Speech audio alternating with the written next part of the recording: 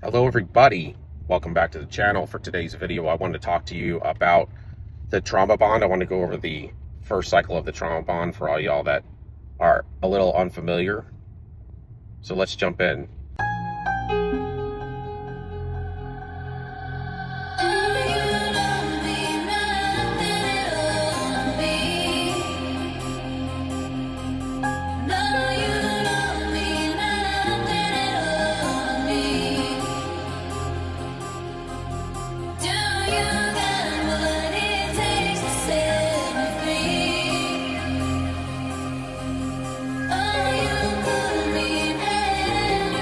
So the trauma bond, it's the first cycle is when this thing will start to connect to you, is when you have to first meet with the narcissist. You don't even know the narcissist. You have just met this stranger, becomes the person that is your love partner later, right? So you have a run-in with them, you have conversations, and you start to like them or whatever, they like you, and they'll start to target you. So what they'll do on the first time that they meet you, maybe you've exchanged phone numbers or you guys are into each other, they will look vulnerable. I'm talking about the vulnerable narcissist type, the covert. They will go home and data mine you, find out any information that they can about you. It'll be where you work, how much money you make, and what kind of assets and income that you have. Anything to help them understand more about you and understand your worth as far as financially, emotionally, anything that they can. They will talk to any of your friends, anybody they can that knows you, and get information that will lead them to knowing how to set up that mask for you. Get it just right, pristine for you.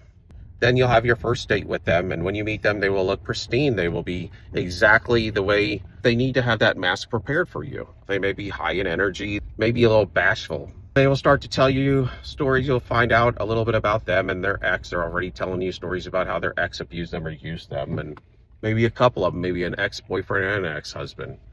And it's hard for you to get any information out of them. It's like pulling teeth. And you may get a weird vibe when you're there because they remind you of maybe an ex of yours that was toxic.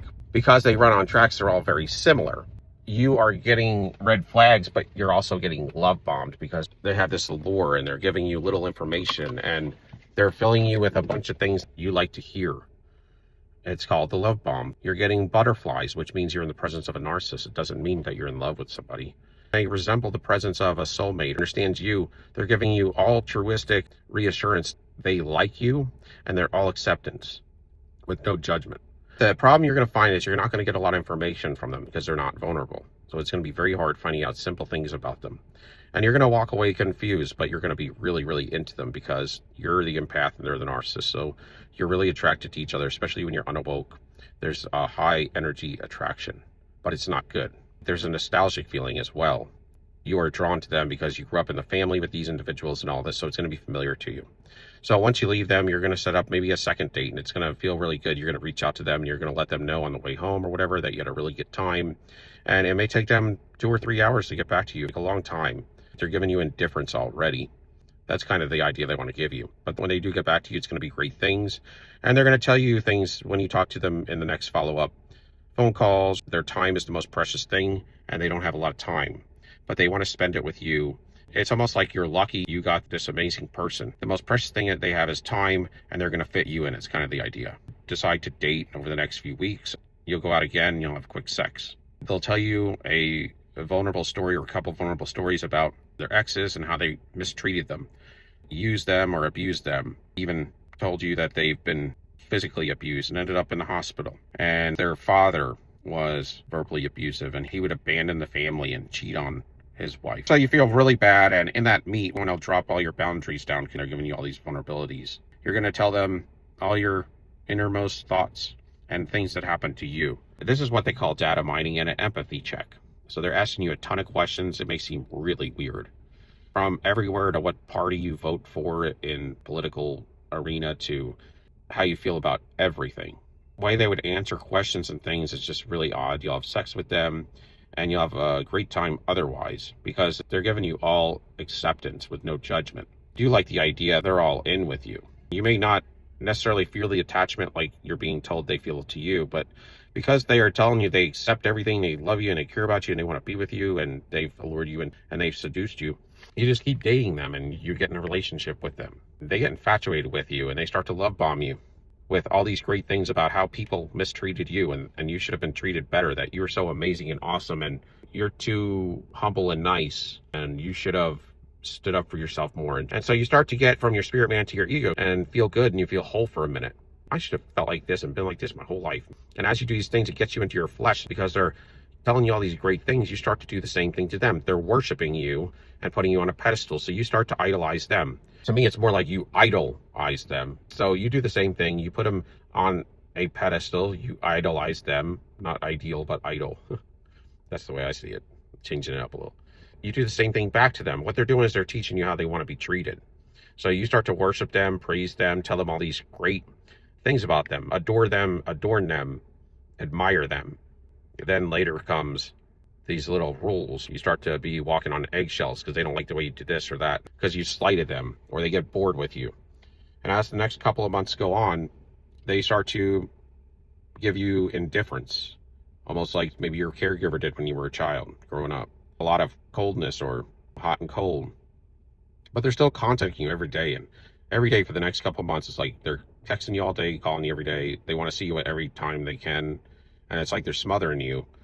But you're like, hey, if someone likes me that much, it's cool, because you kind of are into them. And you think it's weird a little, but you accept it, and they're getting you hooked. They're isolating you too, because what they're doing is they're spending every moment with you, so you can't spend that moment with anybody else. They may do something where they go cold on you for a time until you contact them and be like, yo, is everything okay? They want to see how long it takes for you to get back to them, see how hooked you are. They want to see if you flip out, if you get reactive, and how cool you are with it. If you are cool with it, then they're going to come back and they're going to love on you some more. You may break up with them because you're trying to keep a boundary up that you would with anybody else. You can't just disappear on me for days when I'm trying to call you or whatever. Then they'll tell you something like they may have went to a funeral that was BS. They really were cheating on you. It was a tester to heat check to see how you were hooked. If they don't feel like you were hooked enough, then they got to come back and love bomb you for the next couple of weeks and get you really hooked good. Give you great sex, feature fake with you, and then they're going to do the same thing again, except this time it's going to be hot and cold, and to the point that you have had enough and you break up with them, or they're going to break up with you. It could be like a forced breakup, this reverse discard type thing that they have you do so that they can play the victim. Or it may be that you have better boundaries and you may have discarded them before they discarded you, or you could have agreed to break it off and disengage. But this is how it starts, and then right away they're going to go to somebody else. And you're going to be like, yo, this is uncool. Like, they don't have anything to do with you. They go cold on you. Weeks, maybe like a month, and then they'll start to breadcrumb you with phone calls or texts just to check on you because they're worried about you. Or you may reach out to them a bunch because you're thirsty for that next hit, and you may feel horrible inside. And if you are awakening even at the end of cycle 1, like I was, you feel like they're a sham, and they start to triangulate you with their ex-boyfriend now. So you start to get involved in it. He's a piece of crap and you're with him. You just told me he did all these negative things to you. They tell you so many things in the love bomb phase, evil, horrible things that they've done to the narcissist, that you feel like if you ever met their ex, you'd want to beat them up. That's why you never want to meet the new supply and tell them the narcissist is a fake. They will never believe you, and they're so allured and seduced that they may want to beat you up because they heard nothing but bad stuff about you. That's probably a lie. This is how the trauma bond starts, and of course you'll have met some of their flying monkeys. One of the flying monkeys might actually be the one that connected you guys together to begin with. So they'll be coming at you and saying little things about whatever the narcissist told them, and then you're going to ask and try to get information about what you can from them. Then you're going to start putting on in your ego what you think is your best self or your best fleshly self. Because you're in your flesh and you feel depressed, you feel anxious, they have just projected onto you at the very end. You got in an argument, most likely, and you reacted. They will project all their negativity on you, and if you having sex with them every day, then they're able to project that into you while you're performing sex, and chances are you had a lot of it. So you may be almost to the point to where you're shaken, anxious, you're paranoid, you don't believe them, they're a big sham, but at the same time, you can't help it, you want another hit of them, and you want to believe it. You're getting that cognitive dissonance and the ruminating starting already. You feel horrible. You feel so depressed. And over the next few months, you get that hot and the cold, and you may see them come around the way in places that you frequent, but they won't talk to you and you won't talk to them. And it just looks really weird, and you don't know what to expect or what they're doing. You're trying to feel it out. And they're with somebody else now, and you feel horrible. So the next day will hoover you, at some point several months down the road and give you a fake, really fake apology, like a cheesy one. But you'll be happy to get whatever you can from them because you'll be lucky to get that, and that's how you'll feel. You will also even go friends with benefits if you have to, because you're just desperate to see them. And that's maybe what you'll do for a time, and then you'll get annoyed with that, and you'll get in an argument, and eventually it'll land in a discard again. And this will go on, but this is how the cycle one typically goes for the empath and a narcissist. For me, it was my third real relationship with a narcissist. I was married to one for almost 10 years, and then I had several narcissists in between, one in particular. And then I had this one, which was sociopathic. By then, I was kind of waking up. My intuition after cycle one was starting to come on board. And I knew she was a sham, but at the same time, I was able to keep myself in reserve a little bit. And I was trying to learn this. And then I started to Google and land on narcissism. But that didn't happen until after cycle two for me. And from then on, things changed. But I knew all along that she was very similar to my ex-wife and the others that I've had. I knew the mark of a narcissist, but I didn't know what I was dealing with. So I was able to be somewhat reserved in this last one, or else if I would have gave her everything, I would have been destroyed, y'all. So thank God that I awoke in the time that I did and got allowed that to happen, because these people can really utterly destroy you and destroy everything out from under you if you make some poor decisions during that time to invest into them and to get into that fantasy, which is a lie that will be utterly destructive to you.